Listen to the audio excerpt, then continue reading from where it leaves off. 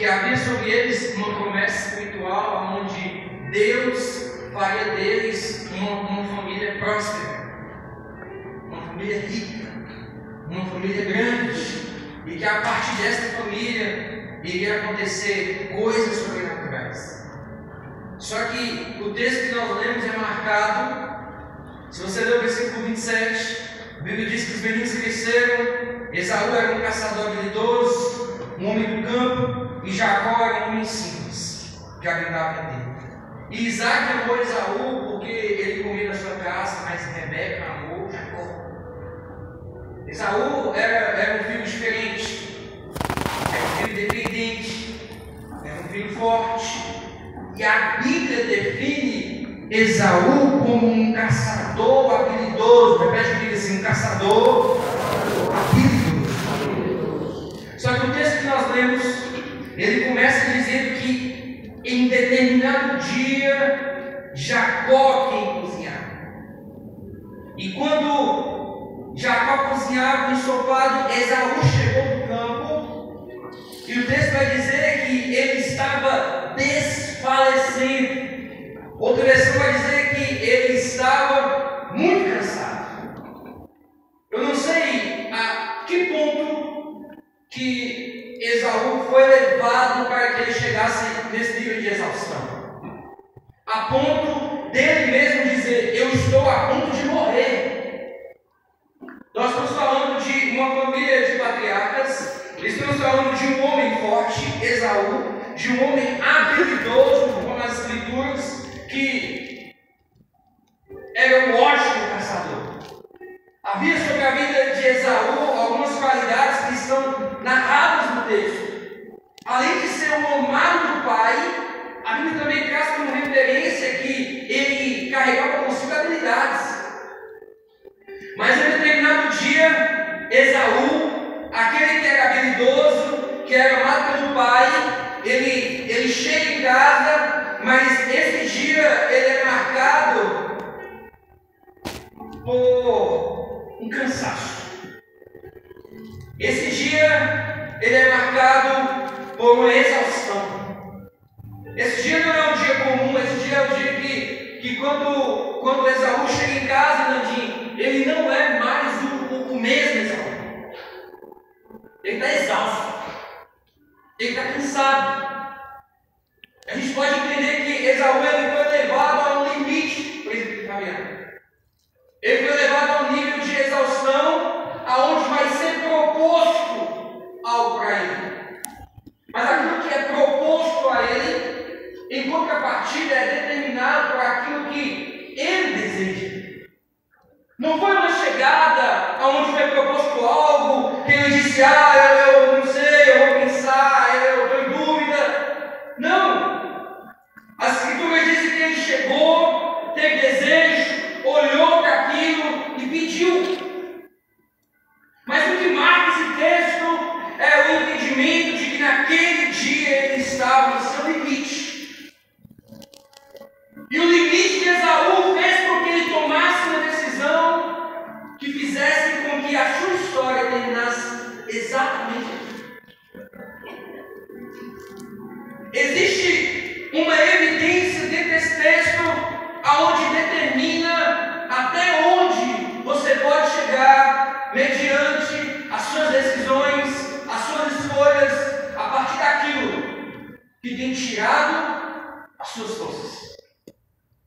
Eu estou falando de um dia de exaustão, aquele dia que eu já passei por ele. Os mais próximos sabem. Estava lá na minha casa, preparei a palavra, fui escalado para um dia, cheguei, fiquei com o cara ali orando, e eu falei assim: hoje eu vou chegar para o pastor, eu falei: pastor, pelo amor de Deus, não me escala, eu estou passando por uns dias exaustivos, e eu não estou usando o termo exaustão, porque eu estou falando de exaustão, eu estou falando que eu realmente estou cansado. Só que o impressionante, pastor, é que sempre que a gente está cansado, a gente nunca determina tirar outras coisas. Não é assim? Fala assim: eu estou com problema. Vou pedir para o pastor seu pai não me escalar. Porque seu pai seu pai pode mandar embora. Eu estou exausto. Minha esposa está me sugando. Eu sei como eu vou descontar. Eu não estou culto hoje. Como se o lado espiritual fosse o lado mais fraco da corda. É como se em qualquer negociação você fosse colocar em prova aquilo que é o mais importante. É como se isso fosse insignificante. E eu falei, hoje eu vou falar com ele, eu sei que ele não vai gostar, mas eu vou falar com ele. Eu estava no carro orando, meu telefone tocou, atendi. E eu já estava determinado, acabou o culto, eu chamei na salinha, eu vou falar com ele, eu te amo, mas não falou, inteira. O telefone tocou, eu atendi o telefone, ele falou, filho, eu estou na igreja, deixa eu falar uma coisa, conduz aí porque eu estou indo para o hospital. Como? Alguém doido. E eu falei, logo hoje, a gente ir para o hospital. E eu creio. Eu ministrei aqui. Só que naquele dia, Deus se moveu de uma maneira tão tremenda. E quando eu saí daqui, eu me sentia tão inútil. Eu sentei naquela cadeira, minha vontade era ir embora quando eu cheguei na minha casa. O que Deus ministrou na minha vida foi: você já faz tão pouco, e o pouco que você faz, você vai parar de fazer. E aí, eu já havia falado com ele, que eu precisava conversar com ele, no dia que ele ligou, falou: fala, filho. Eu falei: não, pai, você vai conversar. Porque Deus, ele sempre vai te encontrar na curva da sua indecisão para chamar a sua atenção acerca da escolha que você deve tomar, ou da escolha que você não deve tomar. Esaú, ele chega em casa esse dia no seu limite. Talvez Esaú chegou em casa esse dia assim como eu cheguei aqui aquela noite, falando assim: eu estou por aqui, chega, eu não aguento mais, eu não tenho mais força, não tenho mais desejo. Se eu pudesse, acabava com isso hoje. Eu estou aqui cumprindo tabela, eu estou cansado de ministrar aqui, eu estou cansado de falar aqui, eu estou cansado de assumir essa liderança, de oferecer isso. Eu não me vejo mais nessa posição, eu estou exausto. Só que eu estou falando de alguém que o nascimento dele havia sido algo espiritual. Esaú, ele não tinha sido um fruto de uma relação sexual por prazer, não. Havia uma promessa sobre a vida daqueles dois filhos de Isaac, onde Deus já havia determinado aquilo que estava para acontecer, aquilo que iria acontecer e aquilo que iria cumprir com o propósito de Deus, assim como o meu no seu nascimento. Mas o que muda tudo isso é que um dia Esaú chega em casa cansado. E o que faz com que Esaú tome a decisão que ele tomou, não foi simplesmente que ele não valorizava a sua primogenitura. O que fez com que Esaú abrisse mão da sua primogenitura era a exaustão que estava sobre ele, que, motivado por uma fome, lhe fez olhar para a proposta e menosprezar aquilo que Deus havia colocado sobre ele. É Deus falando: eu coloquei isso sobre você. Talvez Esaú tinha a fé, talvez Esaú reconhecia aquilo que ele carregava.